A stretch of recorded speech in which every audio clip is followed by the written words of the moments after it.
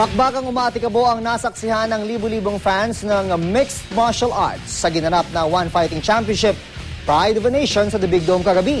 Ang mailit na balita, atid ni Mark Zambrano.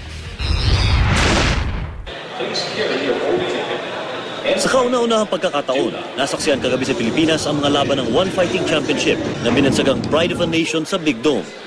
11 mixed martial arts fight sa pagitan ng 22 MMA fighters mula sa iba't ibang bansa ang napanood, kung saan tampok ang Filipino fighters tulad ng Universal Reality Combat Championship o URCC champions na sina Eric The Natural Kelly at Edward Landslide Folayang na kapwa nagtagumpay sa kanilang mga laban.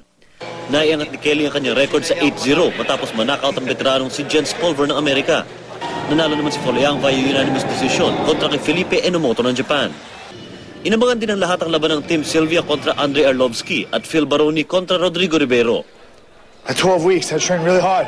I wasn't going to lose this fight. I really love ONE FC. I really wanted to come to the Philippines. I've always wanted to come to Manila. I just want to say thank you to, salamat po sa mga Pilipinos na sumuporta sa akin sa aking laban. Salamat sa mga taong sumusuporta sa akin. Muling babalik ang ONE FC sa Pilipinas sa susunod na taon. Mark Zambrano, GMA News.